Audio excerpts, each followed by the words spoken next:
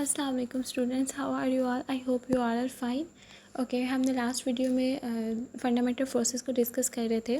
उसका जो अब आपके पास टू फोर्सेस रह गए हैं, हम उनको पढ़ते हैं. Weak nuclear force. Weak nuclear force is responsible for the disintegration of a nucleus. Nucleus को तोड़ने में, डिसइंटीग्रेट करने में जो है वो इसका बहुत अहम रोल होता है. For example, week nuclear forces execute the beta decay. Week nuclear forces जो है वो एग्जीक्यूट करती हैं, इमिट करती हैं बीटा डिके को. ठीक है, ऑफ अ न्यूट्रॉन का, in which a neutron transforms into a proton, जिसकी वजह से न्यूट्रॉन जो है वो ट्रांसफॉर्म हो जाता है किस में? प्रोटॉन में. Okay, in the process a beta particle, जिसे वो इलेक्ट्रॉन कहते हैं, कि एक beta particle and an uncharged particle called anti neutrino are emitted. जब वो आपके पास प्रोसेस होता है बीटा डिके का, जिसमें वो न्यूट्रॉन को ट्रांसफॉर्म करता है प्रोटॉन में, उस प्रोसेस में आपके पास beta particles which are electrons and एक अनचार्ज पार्टिकल जो होता है वो इमिट होता है, जिसको आप एंटी न्यूट्रिनो कहते हैं.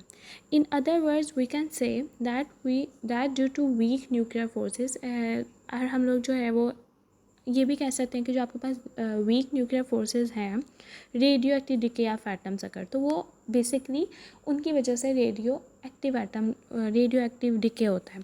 However, weak nuclear force is stronger than the gravitational force. Weak nuclear force जो है वो स्ट्रांग होती है ग्रेविटेशनल फोर्स से, but weaker then the electromagnetic force. लेकिन इलेक्ट्रोमैग्नेटिक फोर्स से वो वीक होती है.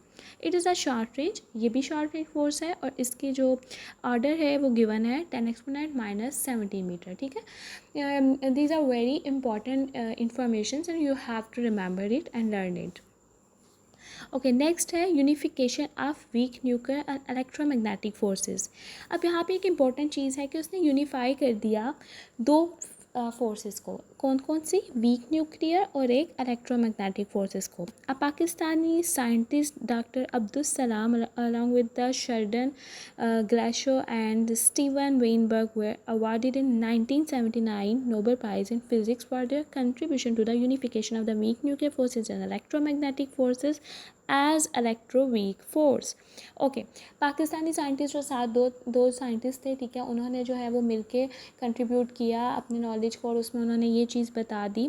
ठीक है, उनको नोबेल प्राइज़ भी दिया गया था 1979 में. ठीक है, किस बात पे दिया गया था कि उन्होंने जो है वो ये कह दिया कि वीक न्यूक्लियर और इलेक्ट्रोमैग्नेटिक फोर्सेस की जो प्रॉपर्टीज़ हैं वो सेम है, और अगर उनकी प्रॉपर्टी सेम है तो इट मीन्स हम उनको कह सकते हैं कि वो इलेक्ट्रो वीक फोर्सेस हैं. इलेक्ट्रो उसने जो है वो इलेक्ट्रोमैग्नेटिक से ले लिया, और वीक जो है वो उसने वीक न्यूक्लियर फोर्सेस से ले लिया.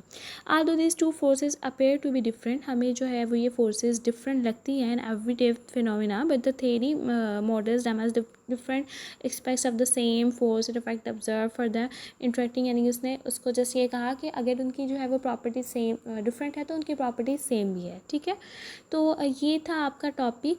बहुत इंपॉर्टेंट टॉपिक है, आपने इसको याद करना है. उम्मीद आपको समझ आ गई होगी. अपना बहुत सा ख्याल रखिएगा और दुआओं में याद रखिएगा.